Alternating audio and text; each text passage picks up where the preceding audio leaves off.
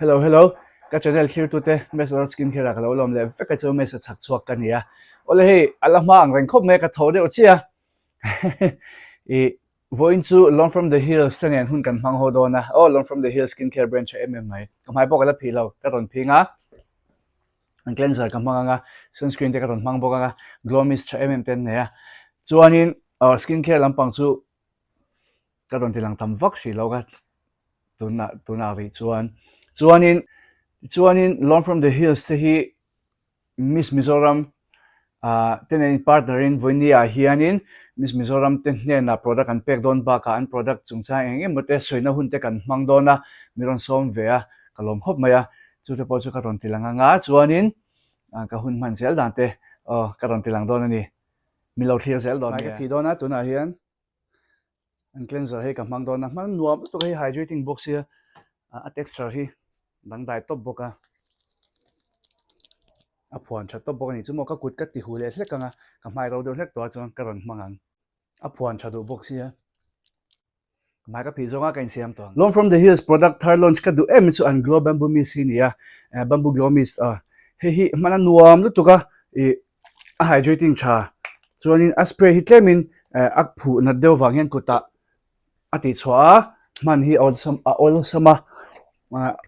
khatiang man mai kha tha ka ti ni lo chuan lapua kan mang thei bok hey Lawm from the Hills sunscreen ani SPF 50 PA3+ ani mana nuam tu ka amail akaming ro tu bok mo kamang so thep to hey me so do khangai to tuna kan lo nuayang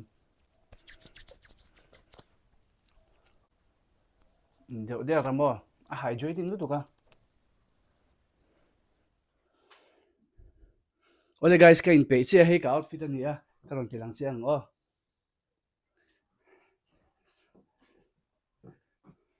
hey voina ka in che dan tu ni le min lo here's Eldon here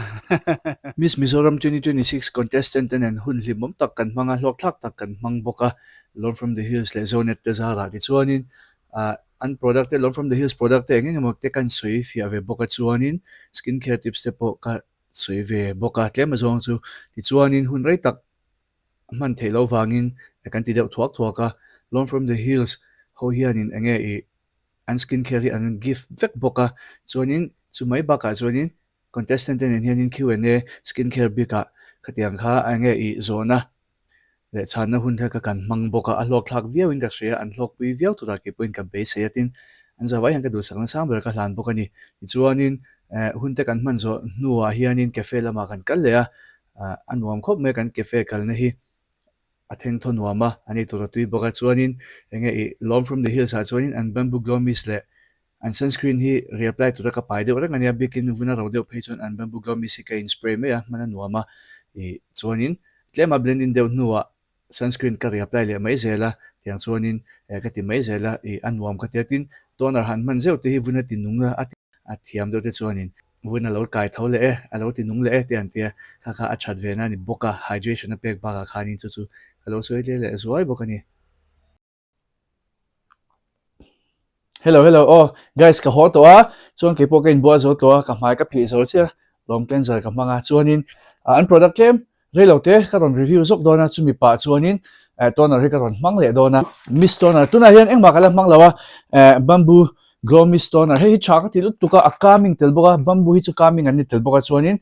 hydration a pe cha em boka in vuna rawa dehydrated skin ten de chuan skin barrier chak lo tan po he man chi lut tuka a man the ani chuanin tian kakuta tunchum chu kati chhuak ve thunga hei milky texture ang deuh kha ne han me chho chuan man nuam ve thlota a hydration hi a that em awang hian man nuam ka ti ni chumo ka mang du to pa ke ma po hian tian thil lang ka mang shi don lawa ka ron review chung chu chumi zo chuanin ka ti don thawa ma se a product kan review la ka an cleanser hi hydrating cleanser man nuam vun ti ro lo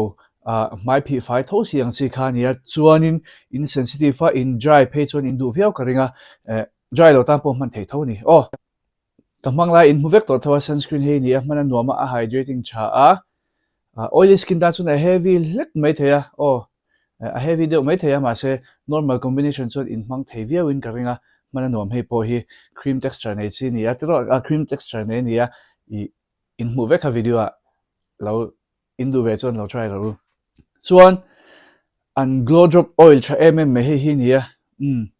I a hek lo lu tu ka he thil hi mo ke ma point ka lamang hek lu tu lo vuna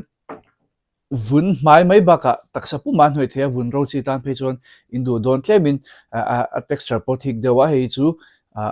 ka mai a ro renga phuli brang ti chi tan pe chon indu vi awin ka ringa I lo try ve ro chuan heng te hi chana link om chon an hoi khan ka ron daleng product heta lo view thei tu rang khan I